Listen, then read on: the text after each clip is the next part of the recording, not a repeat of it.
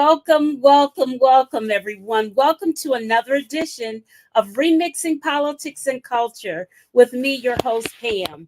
I am a public relations and marketing professional with a passion for social justice, voter advocacy, and culture.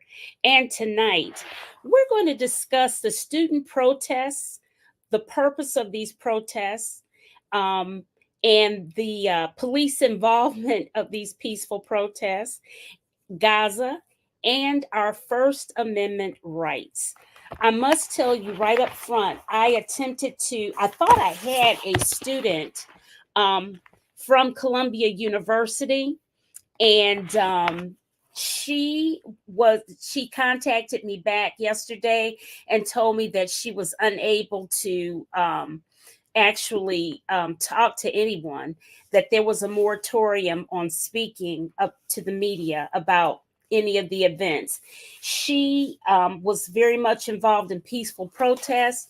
She got arrested, and but she didn't suffer any penalties at the university. So as soon as she is able, she told me that she would come back.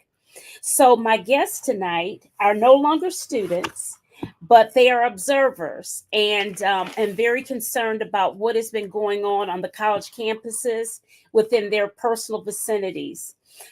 First up, I have Zainab Balak or Baluch. I'm going to get her to pronounce her last name for me. She describes herself, I'm going to bring her up.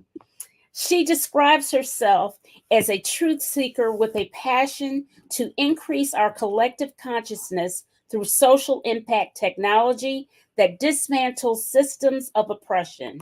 She is the co-founder of YAP, Young Americans Protest, which is a civic innovation startup bringing together community builders, organizations, and zillennials to remix strategies to increase civic engagement. Zainab was the youngest woman of color and first Muslim to run for mayor in the South. Zainab was featured in America Inside Out on the National Geographic documentary with Katie Couric. Welcome back to the show, Zainab. Hi, thank you, Pam. Thanks for having me. Absolutely.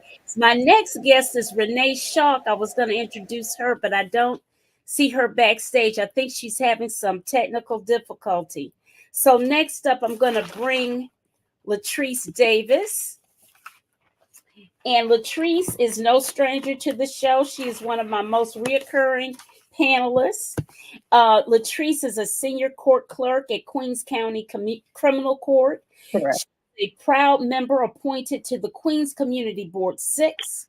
She has served on the Aging, Social Services, Disabilities Committee from 2021 to 2023.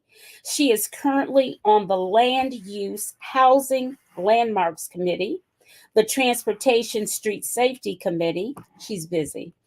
And she was named committee chairwoman in April of 2022 for the Committee for Those Without Shelter. Latrice is also a former journalist with the Associated Press. Welcome back to the show, Latrice. As always, thank you for having me. And one more thing, I am a proud alumna of New York University, which is a few miles south of Columbia. All right. And Zainab is a proud alumna of North Carolina State University. And UNC. Yeah, and UNC. Yeah. Okay. So, all right. So, ladies, where do we begin? Zainab, what I'm gonna do is do a round robin to get your feelings about what's been going on. And Zainab, I'm going to start with you.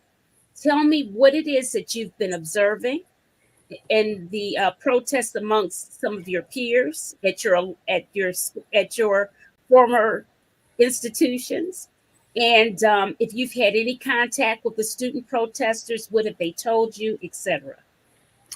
Yeah, so I've been observing the protests that have been happening weekly in Raleigh since October. And, most of it has been met with not that much like police aggression for the most part, other than in recent times. But in Chapel Hill, observing the student protests, was very different. I went there and, you know, they first off had already raided the encampment at 5:30 a.m. in the morning. And by the time we got there later, the police weren't on the scene yet, but I was there when they came and they stormed at the students, literally came in a force, stormed at the students, had their pepper spray already out, started pepper spraying the students that were around the flagpole. And it was just a complete, like, a complete aggression, a complete act of violence on students that were, they're against the genocide that's happening. They want their universities to divest from companies or products that, are complicit in this genocide. And, they have made demands, have been trying to talk to university officials, things like that. But instead of, handling that, the universities have chosen to send out militant police forces against their own students, with knowing that there's a very high risk of violence that could come from that. So I'm pretty disappointed, or very, I don't know, I feel like their response right now is just very shameful on doing that to your own students, faculty. So, yeah. Yeah, and I have some stories to tell about UNC myself. We've got Renee on here. So, Renee, can you hear me? I don't know what is going on. I think Renee, her mic is on. Yes, ma'am. Okay, good. Okay, I good, good, good. You can hear me? can hear you. Can you hear me? Yes, I can hear you. Okay, so I didn't get to introduce you before. Renee is a graduate of Columbia University with a degree in sociology. She is a mom of 4 adults and 6-year-old triplets. She is super busy. Okay. Um, Renee was a candidate for Williamston County, Texas, Precinct 3, Justice of the Peace. She relocated from Texas back to New York City in 2022, and in 2023 began practicing as a doula. She is a lifelong Democrat and has assisted one of President Biden's 2020 campaign staffers, and so much more within the Democratic Party. Welcome back to the show, Renee. Okay. So, Latrice, I'm going to go to you next about your Okay, observation. thank you, Sam. Okay. Okay, there's a bit of a delay, I see. Okay, so Renee, Latrice, I'm going to ask you the same question as I asked Zainab. What are your observations and thoughts about these protests and across America and at your alma mater? Well, I haven't physically been to any of the protests. I've been following a lot of it on through regular media as well as social media.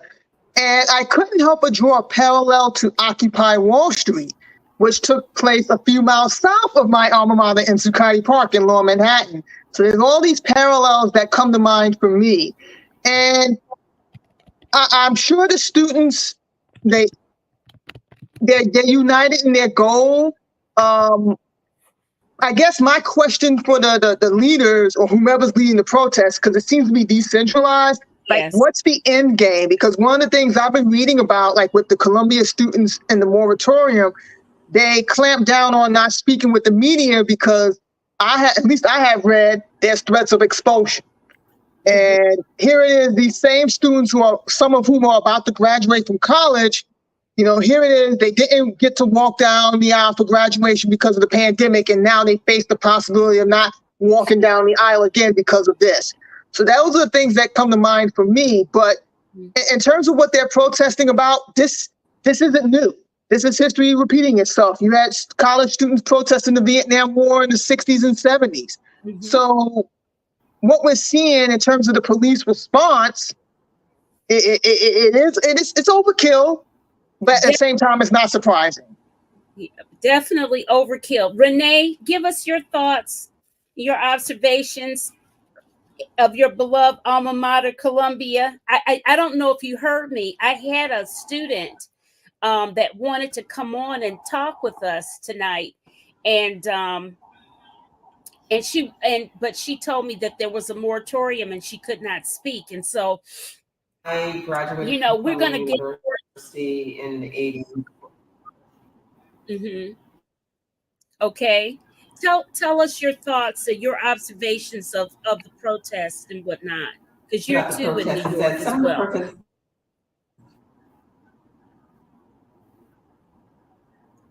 What did you say? That's correct. And so, what I wanted to say about the protesting at Columbia for the pretty much the same issues for since the 80s. The only difference is South Africa. Mm-hmm. Is something that we protest against apartheid, and then we got that Right. passed. Okay. I think we're having a little problem with your I think it's with the internet. I think. I'm pretty sure that's what it is. Okay. Yeah, Okay. I was of that generation that protested all in the president's face at the University of Michigan against apartheid. I was protesting and raising hell and all that too. We didn't do encampments or whatever, but I almost think that protests are really a rite of passage if you're in college, because you should be, we have the right. This nation was built on the right of freedoms of choice and wanting freedom from crap. And so we made that happen, right, as a nation. And so likewise, we should be able, our students should be able to exercise their freedom of speech. I was told, Zainab, and this might ring a bell to you. I was told by an eyewitness who actually filmed the situation that some frat boys beat up an Asian student defending his girlfriend's honor while they were simply walking across campus. They were not involved in the protests or anything. They were minding their business, and the cops did absolutely nothing to stop it. Um, they were simply walking, because they, and my thing is that, is it now that other activities are able to happen because, oh well, those are the bad guys and we're the good guys because we have the American flag or Israeli flag and nothing will happen to us. Likewise, at the University of Mississippi, there was an African American woman who was protesting, peacefully protesting, and the frat boys across the way from her with their flags and stuff, and they even had Confederate flags and things like that. They were making monkey faces at her, calling her names and things like that. What do you think about?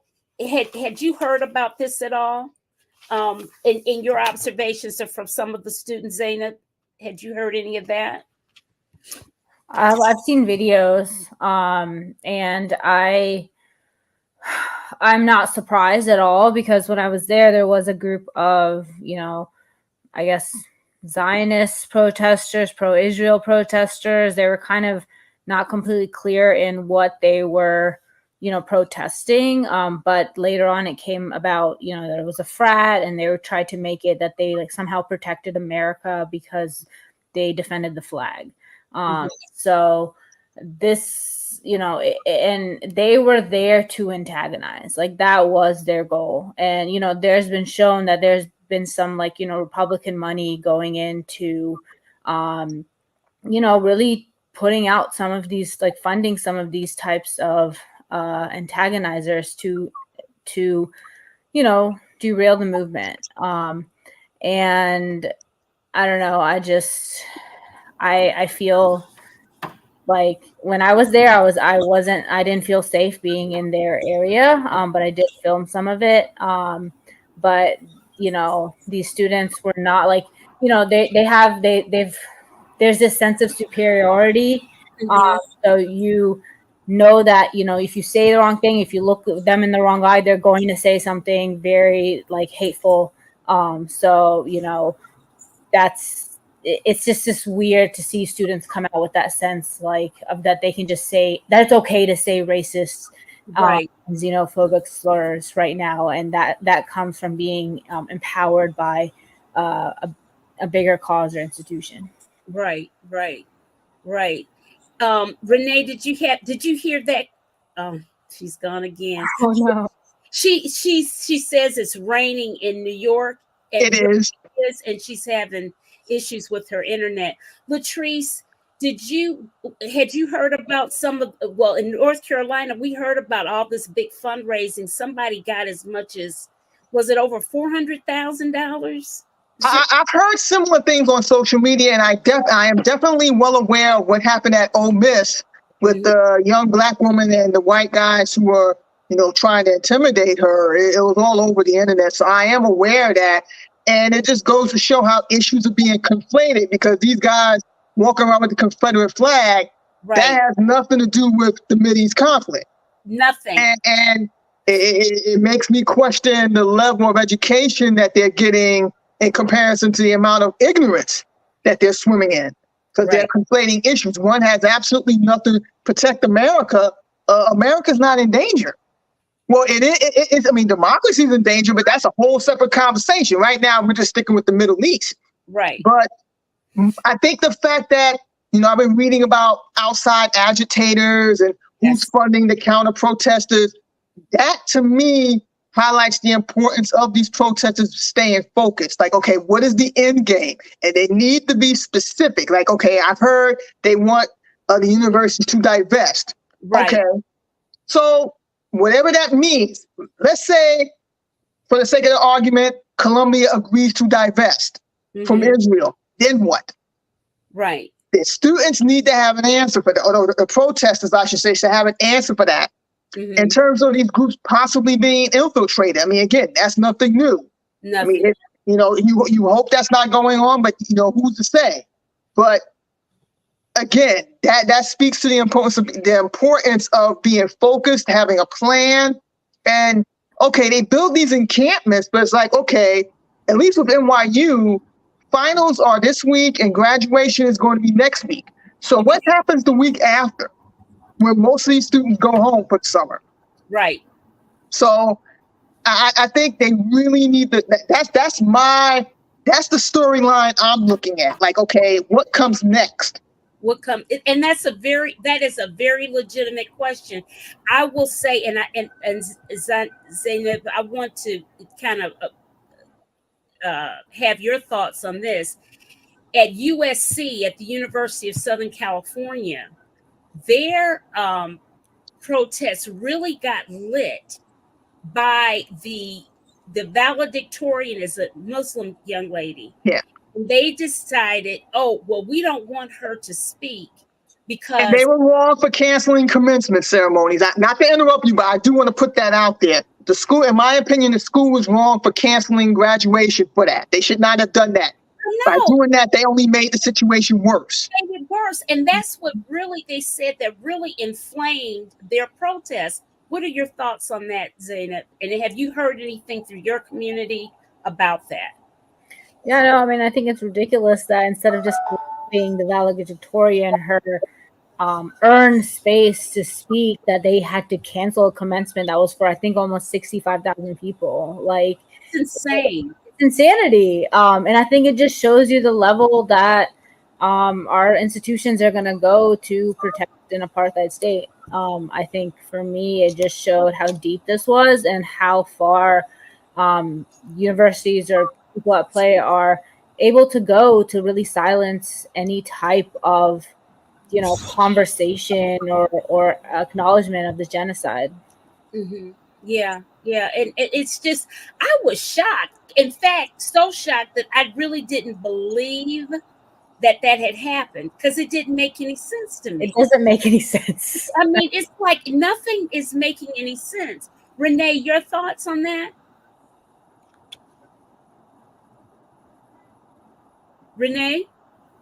Honestly, ladies, I am so disturbed. Yes, can you hear me? Yes, I am so disturbed by what's going on the campuses that yeah, I'm really disturbed. Like I said, these issues that are going on with the Israeli government it's not new.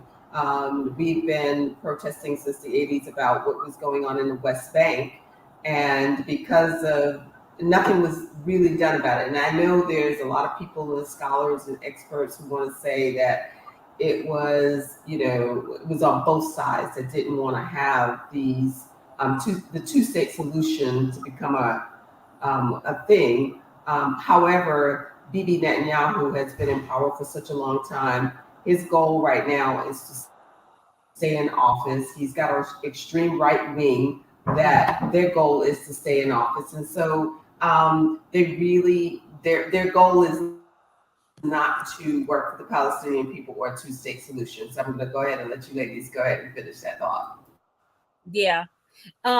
We have a comment from Zachary Clipper. He says Israel was losing the PR war, so now they are rebranding the protesters as pro-Palestinian and equating all Palestinians with Hamas.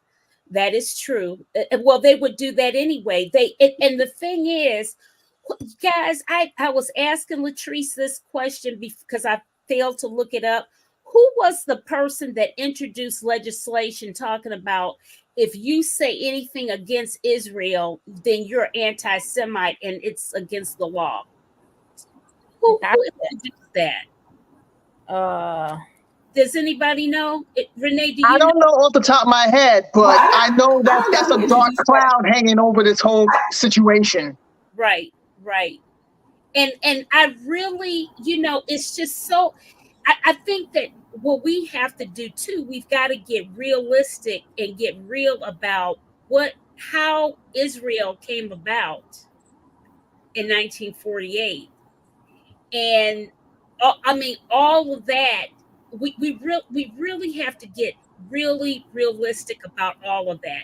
We're not saying that the atrocities that have happened to the Jewish people are just awful. It's awful. But by the same token, you can't annihilate a group of people. I'm not sure who, because you were prosecuted or whatever. You can't. You're doing the same thing over again, and that's two wrongs don't make a right. An eye for an eye leaves us all blind, and it just doesn't work.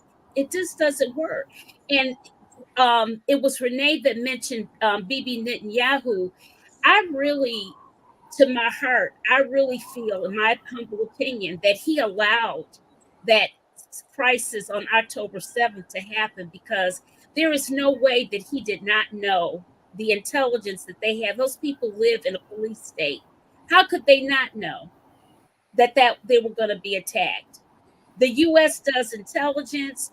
They have their intelligence. Actually,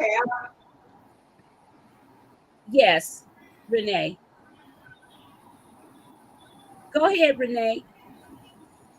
Actually, Pam, what I was going to say is that Netanyahu really did know this attack was coming. He knew it. He was warned a year ahead of time. He also funded Hamas through other Arab states so that he can keep them in place so that there will be no two-state solution. That's what people are not looking at.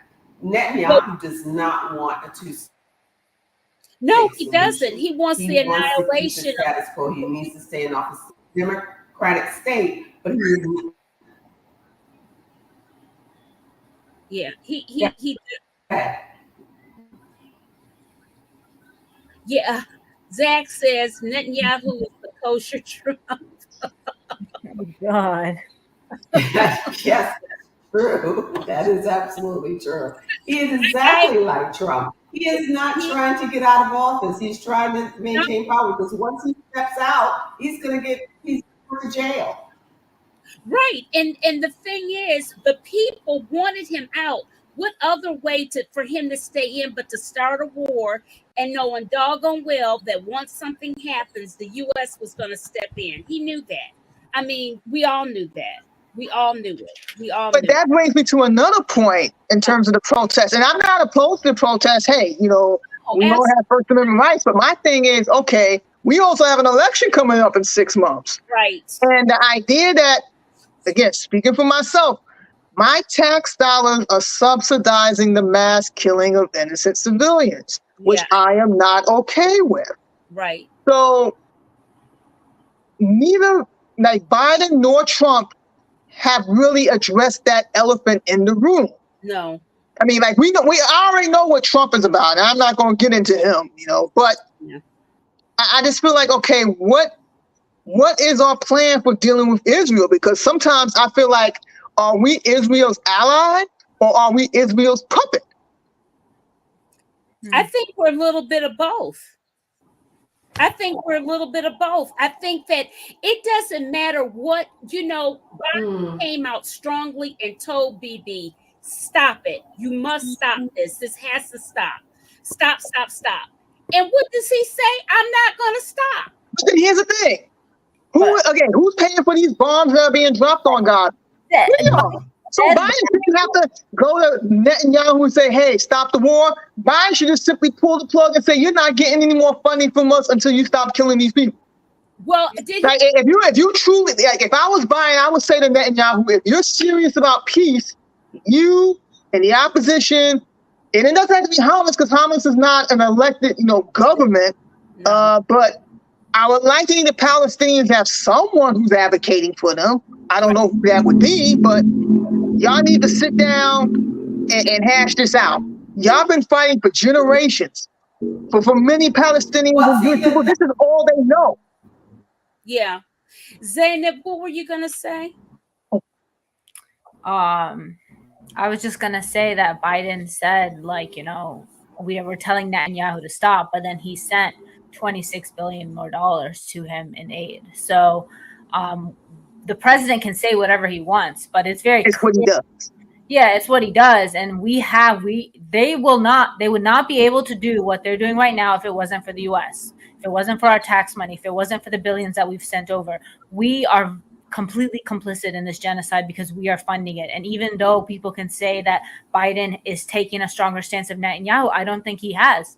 I think the strongest stance is the fact that they just sent over $26 billion more. So this war is going to continue. But at the end of the day, I don't know. I think that maybe in terms of this is a war economy. So we're seeing just how extreme the powers that be are willing to go to really, demolish or extradite Palestine. I mean, really demolish it. And they don't look like they want a two-state solution at all. No, I would agree with you. Zachary says we are Israel's puppet. AIPAC is one of the biggest donors, right and left. That is true. I want to, one of the other things that has been going on in this that the protests have been bringing out is how the mainstream media has been covering these cases. And the language that's being used is really quite telling. And I'm really disgusted by it because it's not fair and balanced. It just is not. And I've got a clip here that Latrice had shared with me earlier, and I want to play it for the audience and for you guys. Let me see.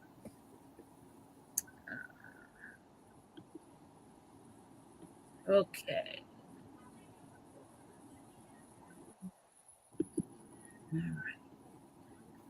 Do you see it? Yes, I see it. Okay, I'm going to play it now. His risk of a second attack hasn't. Mike is still living in the red. Very high risk of another heart attack or stroke. He doesn't know with his risk factors, his LDL-C, bad cholesterol, is still too high. The recommended level is below 55. Are you living in the red? Get in the know. Learn how to get a free LDL-C test at attackheartdisease.com. Isra University, Gaza's youngest university, was established in 2014 with a simple goal: ensuring poverty would not stand in the way of any Palestinian that wanted to pursue a college degree. Israt was known for its towering main building and archway entrance, constructed as a love letter to Islamic architecture. The university was actually set to mark its 10th anniversary this year, and to celebrate that milestone, the school planned to open a public museum on campus, housing more than 3,000 artifacts, including relics from the Roman Empire to more modern pieces of Palestinian history and culture. However, Israt University and all of the history it housed within its walls has now been destroyed. On January 17th, the Israeli Defense Forces demolished the university's main building, reducing it to rubble in a matter of seconds. The Israeli military initially tried to justify this action, claiming that the campus had been, quote, used by Hamas for military activity and that there were concerns the group might use it to attack Israeli forces. But later, the Israeli military admitted there had been flaws in the operational process, including in the decision to destroy the entire building. However, Israt University was not alone in Gaza. According to an NBC News analysis, at least 5 of Gaza's 7 major universities have been destroyed or damaged since Israel began its bombardment of the Gaza Strip. And as Professor Rashid Khalidi, a historian at Columbia University, noted, quote, when you destroy these kinds of institutions, you are not fighting Hamas. You are fighting the existence of the Palestinians. You are fighting their capability to have memory, to have records, and to be educated.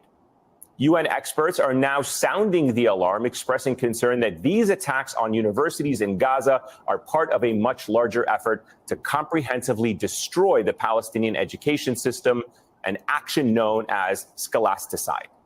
For almost 7 months, the war has halted the studies of at least 88,000 students, according to the Palestinian Authority's Ministry of Higher Education. But if you've turned on television here in America, it is apparently American universities that are under attack. As pro-Palestinian anti-war protests continue to spread to college campuses across the country, coverage of these demonstrations has dominated mainstream media. Here's just a really small glimpse at how these protesters have been described. Watch. I'm reminded of January the 6th. That's what this looks like to me. This might look like January 6th, but it's 1,000 times worse. Charlottesville was a little peanut, and the hate wasn't the kind of hate that you have here. Harkening back to the 1930s in Europe, and I do not say that lightly. Keep marching for Hamas, kids. This is not what students bring to school. Hamas is here. Even the notion of an encampment is a physical threat. We have a terrorist group marching in New York right now. They're dumb and or unattractive. Take it to the bank. They have been brainwashed by TikTok to believe that Israel's actually committing a genocide. What's happening on college campuses is rooted in anti-Semitism. They are embracing the rhetoric and the ideology of Hamas. Did that negotiating with terrorists work for them? We are going to have fascism as a result of these protests. We are going to have fascism as a result of these protests. It's absolute hysteria from the media. Outrage over protesters setting up tents, occupying buildings, or breaking windows, as Gaza's entire education system lies in ruins. U.S. media have become obsessed with this manufactured idea of violence sweeping across American campuses, all while failing to cover the very real violence that has decimated an entire generation's access to education. But the media isn't doing this alone. Here in New York City, Mayor Eric Adams has given them an assist, making himself, as the nation's Jeet here describes, the public face of the nationwide campus crackdown on pro-Palestinian activism. At a press conference this week, Adams attempted to rationalize the NYPD's crackdown on Columbia University, claiming he's preventing young people from being, quote, radicalized by professionals. New York City Police Deputy Commissioner Tariq Shepard has gone in on the baseless fear-mongering as well, touting bike chains.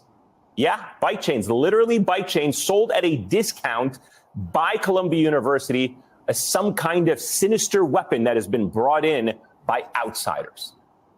If you want to talk about sinister weapons inflicting mass destruction on a campus, what about the 300-plus mines that the Israeli military used to blow up Israt University back in January?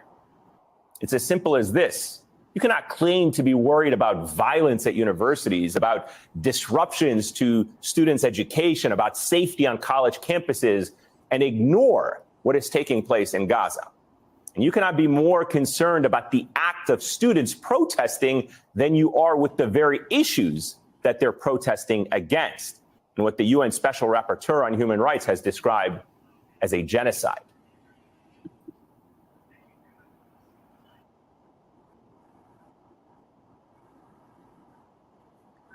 Okay, that was a lot. That was a lot. And he said, I couldn't say it better than what it was displayed there. And this is what we're up against. And it just drives me crazy that we are mixing words and playing with, gaslighting us in our faces as if we didn't see things being blown up, and we didn't see babies, and we didn't see mass graves, and we didn't see all of these things.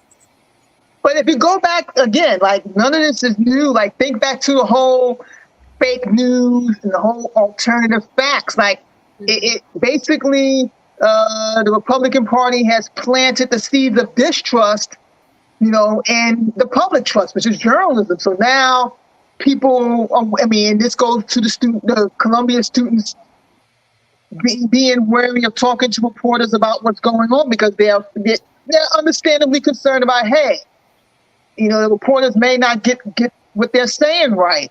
And when I was in journalism, I took that seriously, because if I was putting my name on it, that meant I was prepared to stand behind it. So if I was talking to someone or interviewing someone, it's in my interest to get their story right. Mm-hmm. I don't want to have to see a correction the next day or whatever, or get some complaints about how the nuances are missing or what have you. And I think that's why a lot of people are understandably concerned about discussing this subject. Mm-hmm. It's very much a hot potato. It's always been a hot potato. Mm-hmm. And I just know, for me, when I saw that piece, I just thought, yeah, that's not the whole story. Because in terms of that university being blown up in January, that happened in January. Uh-huh. I didn't find out about that until recently. I didn't either. Why is that? Did you know, Zainab, did you know? I know that there are no universities left in Gaza. Yeah, and they don't have a hospital. Do they even have a hospital left? I don't. They had one, and I after Shifa, I don't think they had any hospitals.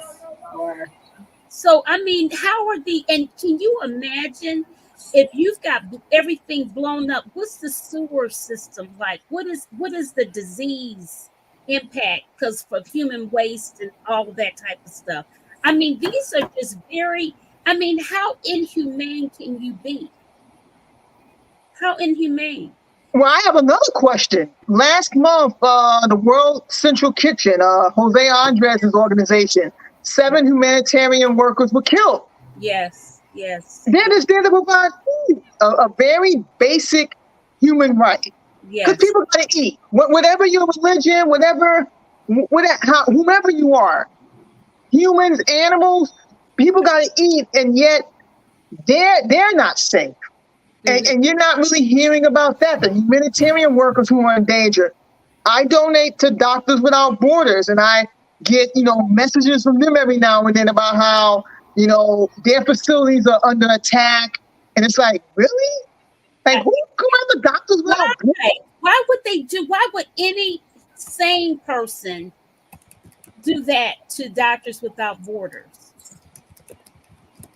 I don't have an answer for that, but I feel like stories like that need to be amplified, and those situations are getting lost in the sauce. Whereas the idea of these protests being ultra violent and kids being unsafe, I've been on campus recently, and I've never felt unsafe. I never felt like my life was in danger. Unlike Columbia, NYU's campus is decentralized, so you're not going to have encampments like you would there, but I never felt like, if I went on campus, I'm taking my life into my hands. I've never felt that. Right. Yes. And I agree with Zachary's statement. I do believe the majority of Jewish people do want to see peace. They do want to see. I'm going to say that's the one thing I'm going to say that's not disputed is nobody. What was it, Renee? Pam, the one thing I want to say that's not disputed is nobody's disputing the 30,000. I said the one thing that's not disputed is nobody's disputing the 30,000 plus Palestinians who were killed unnecessarily. And nobody is disputing that, not even the Israelis, not even the United States, not the international government. Nobody is disputing that. But this is the other thing. Protesters are not saying, let's wipe Israel off the map. No. That's not what they're saying. They're No. saying Israel has a right to be there. However, Gazan people do not need to be punished for what Hamas is doing. Right. I mean, but it also, I think, requires us to go back in history and look at 1948, right? Like like Hamas didn't just come. Like, I think there's so much to be said about Hamas, because on one end it's like, oh, they committed this act of terrorism on October 7th, but then there's the other hand of like this occupation has been going on for 75 years, and people in Palestine have been subjected to segregation, the worst forms of violence, and the highest amount of surveillance of any country in the whole world. Mm-hmm. They already had 80% of the population living on humanitarian aid. And I think there is something to said about, this whole war with Hamas. I think that is propaganda in itself, because I think that there are, bad actors also funding Hamas. Like, I think that you have Israeli and American funding also with Hamas, which is why they can't destroy it. Because, if you're spending billions and billions and billions of dollars just because they have the best surveillance and technology in the world, I don't believe that they don't know where Hamas is and that they aren't able to find them. And instead, that's a lie that we've been told, so that civilians and infrastructure can be bombed and killed and destroyed in the meantime while Hamas is being found. So I just think that this is a very difficult and complicated war, because you can't have the same actors on both sides, and the main motive is to kill Palestinians and destroy their infrastructure and make it completely unlivable for them anywhere. These are completely innocent people. Like, they have done nothing like, there's a whole culture, whole beautiful people being destroyed because of profit and greed and corruption. And I want to pick up on that and go one step further. Assuming that Israel achieves its goal of destroying Palestine, and notice how the Arab neighbors aren't so eager to take the Palestinians in. And there's a reason for that as well. Like, okay, if I'm a Palestinian and I decide to flee to Egypt or Jordan or another neighboring country, they have their own problems. And in terms of bad faith actors funding both sides, I definitely think I definitely wouldn't put it past that to be the case, because, again, who benefits from keeping this war going? Hamas is getting money from somewhere. Yeah, who is? Like in terms of their ability to pull off these surprise attacks, again, that information is coming from somewhere. And look, they did it from the land, air, and sea. And I'm like, dude, how y'all do all of that and BB didn't know? And their surveillance surveilled 24/7. It's been proven that he knows. Yeah, of course he knows. He knew. He allowed it. He did. He absolutely did. Absolutely did. And I agree on the Arab countries point. I think Saudi Arabia has shown to be actually an ally of Israel, and it's been very disappointing, just as a Muslim, seeing, Muslim countries and how they're reacting to this. And, I don't know, just like it puts Palestine in a very desperate place. Mm-hmm. Yeah, it's really. I don't know what the solution is really. I really, I don't know. I really don't know. I just know that when I've looked up the history and what have you, and when you look at, I was listening to some old YouTube videos of Truman, and he talked about the decision he had to make, and he just had to get it done, And the U.S. was the first country to recognize Israel in the UN when they came up on board as a new state and what have you. And of course, we began to when they had what was the Yom Kippur War, we provided them with weapons or whatever, monies to help them and whatnot. And so then the die was cast. And so we've been doing that ever since. But it's just frustrating. I don't know. I can understand why the Jewish people felt like they needed to be in their own place because they were being persecuted so horrifically. I get that.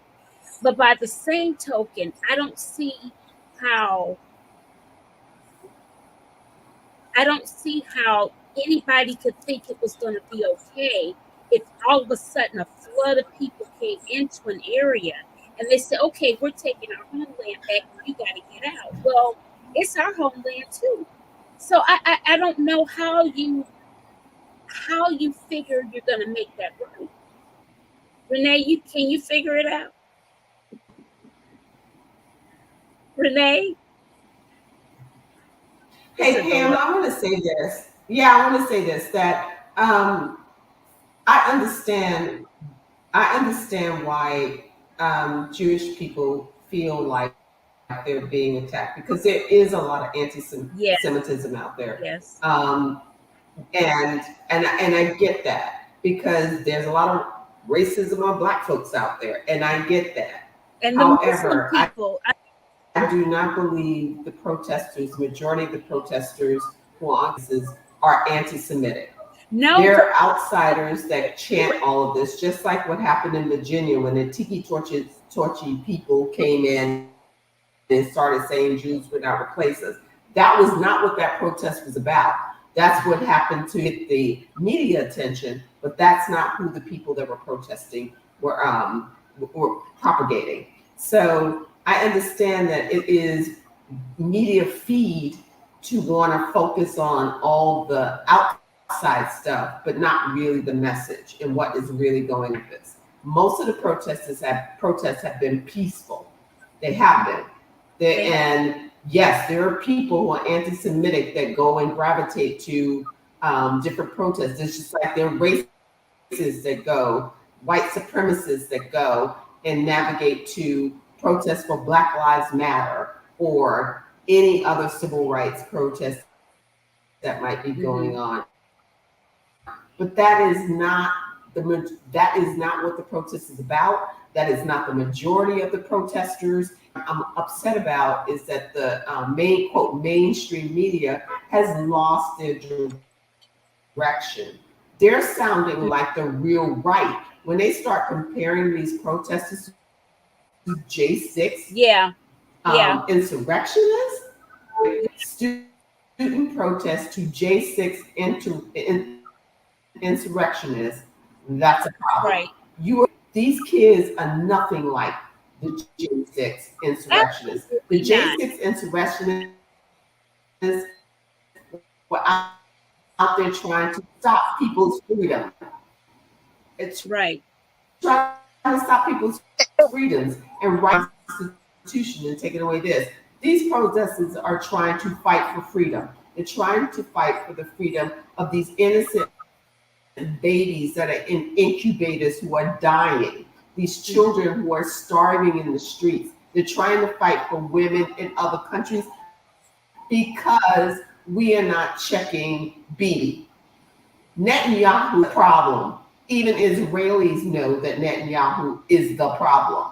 They don't want him there. 80% of their people do not want Netanyahu there. So when this country gets on board with the rest of the international community is done with him.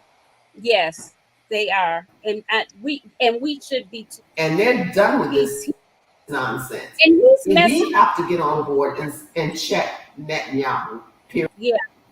I just want to say something real quick about the whole January 6th analogy.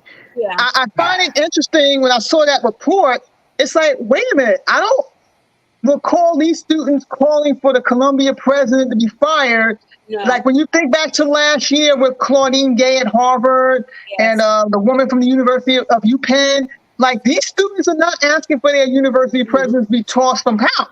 No. It's the politicians who are doing that in Congress, grandstanding, saying, "Oh, now the president of Columbia should be shown the door." Right. NYU's president Linda Mills, she just came on board last year. She hasn't even been in office. She hasn't even been in her post for a year. But the students are not the ones calling for these presidents to go. No. They just simply want divestment. And like I said, that's all well and good, but then what?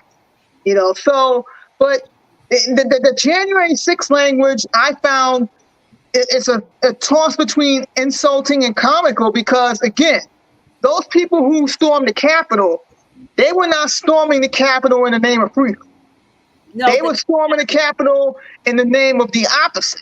Right. Anything but freedom. Right, right. The other thing that's so strange is that we are getting all cut. What I am really resentful against Bibi Netanyahu is that his mess, and I call it his mess because he created this crap, as far as I'm concerned, with with the war and whatnot, is that it's impacting us. And we didn't ask for this stuff. This is nuts. Absolutely crazy. Absolutely crazy. Well, if you turn the clock back to like the late 70s through the mid 90s, basically when Yitzhak Rabin was assassinated, he was the former prime minister of Israel. When he was assassinated, he was Israel's closest chance to peace. And I don't pretend to be an expert on these matters. I'm not. But even I know, hey, like, if Israel really wanted peace, they could have it. They could have it. I think so. And I dare say, I think it might take a woman, not like a gnome, not like a Christy gnome who shoots puppies, but a woman who has some real empathy and smarts to do this, because the men have just been disappointing. I'm tired of it. We need a revolution of the most biggest kind, really. We really do. Well, I don't know that the woman, I don't know how the Israeli government is set up, so I don't want to speak too much on that. Yeah. But the women who hold positions in parliament, are they any better than Netanyahu? I don't know, but we had one, Golden My Ear, years and years ago. There's a story of her looking at an Arab woman gathering her things and moving very slowly and poorly, and she and this Arab woman eyes locked, and she felt great empathy, and they both cried. And I think that what has happened is that the people have lost all of their humanity, and when you lose that, yes, the Jews were persecuted something horrifically in the with Hitler and what have you, right? But by the same token, do they see what they're doing to essentially their cousins, their brothers and sisters in Gaza? Do they see? Well, I think they do see it. I think some of them just don't care. But that's the point. Because the thing is, Jewish people are not the only group to have been marginalized in life. They're not the only group to have experienced oppression. I know that because we're part of that group. But what I'm saying is that I'm only looking at them in this particular situation. How can they not remember? If they look and remember about their past and their history, how could they, in good conscience, think that it would be okay for them to do something similar? That's a question for Benjamin Netanyahu.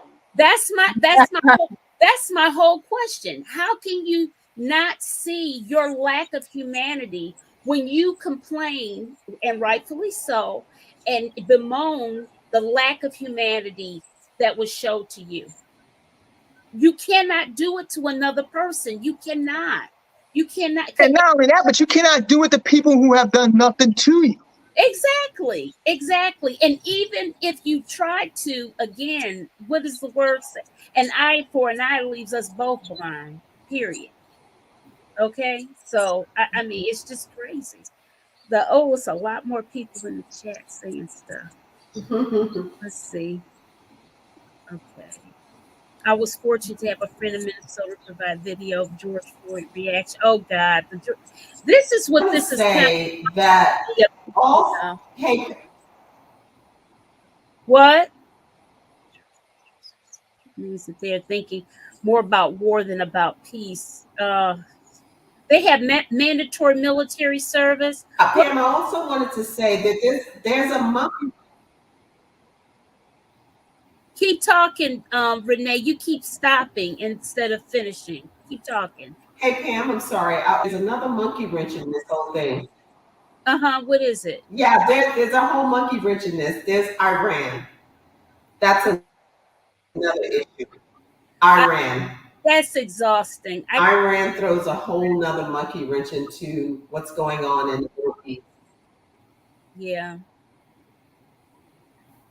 Yeah, I forgot about them just that quick. I don't know why, but it's just, I think it's getting depressing because it's too much. It's like, come on, Israel is attacking multiple countries at one time, so you're going to see unrest in the region because they literally have multiple wars going on right now where they are attacking Lebanon, they're attacking Syria, they are attacking Iran. So I think. And who's paying for all of this? Because those bombs ain't free. That aircraft ain't free. Who's paying for all this? Our tax money. It's sick. Zachary, you speaking wisdom. You speaking truth to power. I think Zachary. Yeah, is Zachary? I agree. Zachary's got a point. This is not good for Israel because what it's doing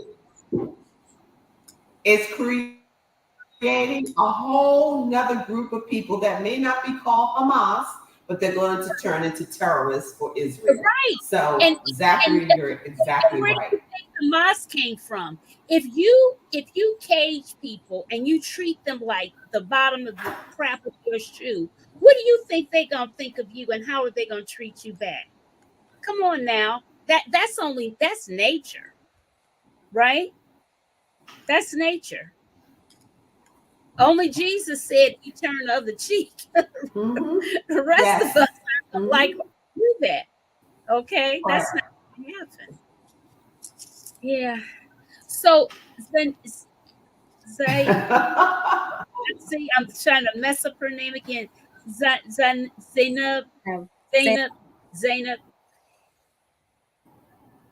Have any of your student friends said anything to you of what they feel that the actual outcome is going to be?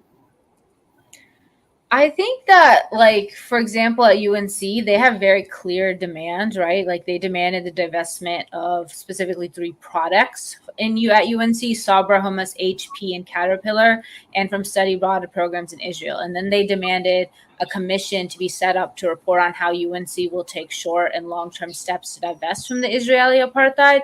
And then they demanded that UNC be transparent about the UNC Systems investment vehicle and want them to dedicate themselves to having more socially responsible investing SRI guidelines. So they have a plan, a very clear plan of action of the things that they're trying to succeed. I'm not sure exactly where things stand with the university on addressing them, but I mean, they called the police. They authorized the police to go in there and militarize the students. I think it is a good question. Like, I think about it too, because I think students are going to go back home, and I think there's an effort here to organize in both local, like, students' localities where they live, but also continue organizing for when school starts back up, or trying to get into these procedural things that can be done when school starts up or even during the summer.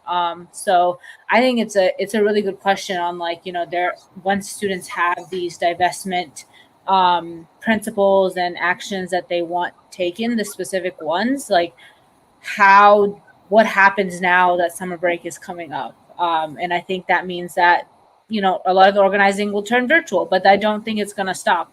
So I think that's, kind of the hope I stand with. I'm glad to hear that UNC has very specific things that they were asking for. Yeah. Now, you know that we have to say something good. Oh gosh, I almost forgot it that quick. What schools had conversations with their students? Oh shoot, was it North? Brown, Who was it? Brown? Brown, Rutgers. Oh, Rutgers. I didn't hear about Rutgers. I only heard about two. It was Brown. Was it Northwestern? Maybe it was Northwestern too. Yes, Brown. Brown and who I had this all down in my head, and see now what's going on. But a few schools actually did sit down with their students and talk about it, and they were able to come to some good end to it. And I thought that was good. But that's why I like the specificity that Zainab just mentioned. That's good. Yes, yes. And that makes sense, because that way it's not just, we're not just saying, oh, it's just wide open, we want it all. Because another article that I read in the Washington Post was that they were saying that the way that these investments are done, they're not very clear. They're not like real clear cut. Like we're part I think that's the article I sent you. Yeah. It was, and it's not that clear cut. So that's it. Well, anyways, ladies, it's that time. I have enjoyed all of you. Renee, next time we're going to get even better. It won't be raining where you are, and we'll have better internet connectivity, right? Oh, and Zainab, I appreciate you so much. And Latrice, as always. Thank you. Stay safe. Yes, yes. And take care, Zainab. Okay. Yeah, nice seeing you, Latrice and Renee. Yes. Pam. Let's wave off. Thank you. And we'll come back again. Thank you. Good night, everyone.